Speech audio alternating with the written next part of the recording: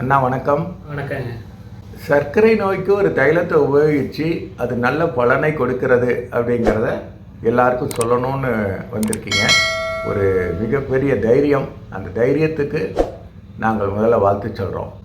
உங்கள் வயது என்னங்க? வயது 60ங்க. உங்களுக்கு என்ன உடல் பிரச்சனைகள் எவ்வளோ காலமாக இருக்குது? எனக்கு 8 வருஷத்துக்கு முன்னாடி ஆஞ்சியோபிளாஸ்டி பண்ணியிருக்கிறோம். தொடர்ந்து அதுக்கான மருந்து எடுத்துட்டு இருக்கிறேங்க. எத்தனை மாத்திரை சாப்பிட்றீங்க ஒரு நாளைக்கு? காலையில் காலையில் 4, நைட் 1, 5 மாத்திரை சாப்பிட்றேன். நல்லதுங்க.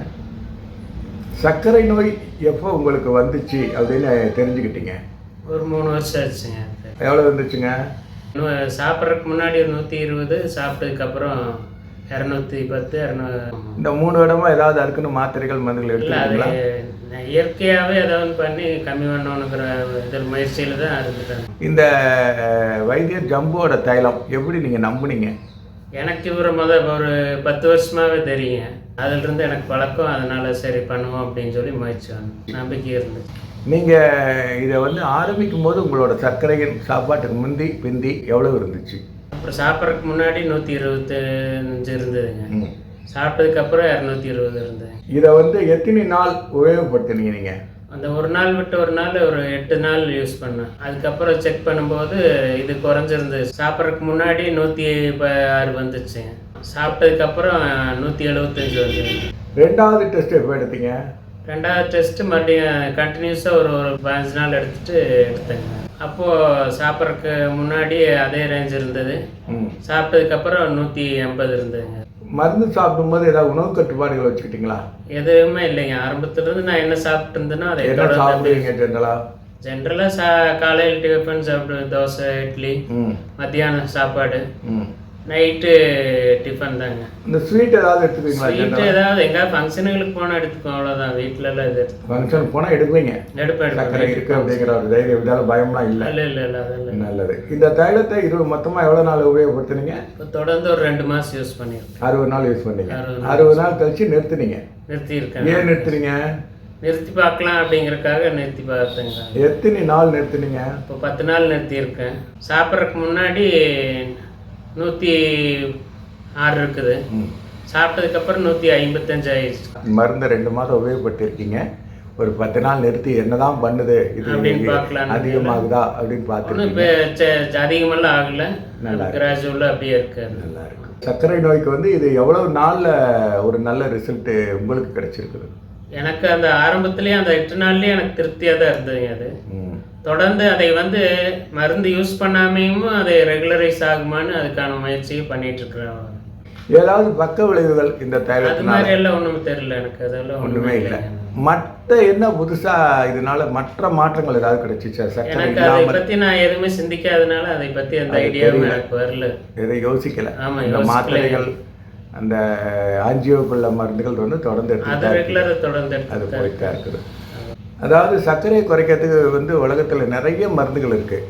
அதுக்கும் இதுக்கும் என்ன பெரிய விசேஷம்? அதான் இன்க்ரீஷன் கம்பல்சரி டெய்லி சாப்பிட்டு ஆகணும். சாப்பிடலன்னா இன்க்ரீஸ் ஆகுங்கிற ஸ்டேஜ். இது அப்படி எனக்கு தெரியல. இது இப்போ நிறுத்தியுமே எனக்கு தொந்தரவு எதுவுமே இல்லை. எனக்கு பசியில் வித்தியாசமோ இல்லை மற்ற இதுகளில் வித்தியாசமோ அதெல்லாம் எதுவுமே இல்லைங்க. இதோட உபயோக முறை எப்படி இருக்குது? ஈஸியாக இருக்குதா? உபயோக முறைன்னா அதுக்காக நம்ம ஒரு டைமிங் மட்டும் ஸ்பெண்ட் பண்ணணும், அவ்வளோதான். மற்றபடி எந்த தொந்தரவு எதுவும் ஒரு ஈஸி தான். இதில் இந்த மருந்தில் ஏதாவது வாடை, அரிப்பு, எரிச்சல், தடிப்பு அதெல்லாம் ஒன்றும் இல்லை. அதெல்லாம் இப்போ உலகத்தில் நிறைய பேர் சர்க்கரைக்கு நிறைய மருந்து சாப்பிட்றாங்க. அதில் பக்க விளைவுகள் நிறைய இருக்குது. நீங்கள் அந்த மாதிரி உள்ளவங்களுக்கு இந்த தைலத்தை பற்றி என்ன ரெக்கமெண்ட் பண்ணுறீங்க? இந்த தைலத்தை தாராளமாக யூஸ் பண்ணலாம். நமக்கு எந்த விதத்துலையுமே மற்ற எந்த கெடுதலோ வேறு மற்ற பிரச்சனைகளோ எதுவுமே வர்றதுக்கு வாய்ப்பு இல்லைங்க. தாராளமாக யூஸ் பண்ணலாம். நமக்கு ரிசல்ட்டும் கண்ணால் கிடைக்கும். அதுலலாம் ஒன்றும் டவுட் இல்லை. இதுக்கான நம்பி யூஸ் பண்ணலாம். நல்லா இருக்காது. இப்போ மறுபடியும் நீங்கள் 60 நாள் உபயோகப்படுத்தியிருக்கீங்க. மறுபடியும் இந்த தைலத்தை உபயோகப்படுத்த போகிறீங்க. எதற்காக உபயோகப்படுத்துகிறீர்கள்? இனிமேல் அந்த சர்க்கரைங்கிற பிரச்சனையே இல்லாமல் மருந்து யூஸ் பண்ணாமையே அது கண்டினியூஸாக நார்மல் பழையபடி நார்மல் ஆகணுங்கிறதுக்காக யூஸ் பண்ண. மனநிலை எங்கே பார்த்தாலும் சர்க்கரைக்கு கண்டினியூவாக மெடிசன் சாப்பிட்டு தான் ஆகணும் அப்படிங்கிறதையே ஒரு மாற்றத்துக்கு கொண்டு வரணுங்கிறதுக்காக சாப்பிட்றேன். ஒரு சர்க்கரை அப்படின்னா வாழ்நாள் முழுக்க சர்க்கரை தான். ஆமாம். அதில் நீங்கள் ஒரு புதுசாக தேடி இருக்கீங்க. ஒன்று தைலம் கிடச்சிருக்கு. ஆமா. ஒரு வாரத்துலேயே உங்களுக்கு ஒரு மாற்றம் கிடச்சிருக்கு.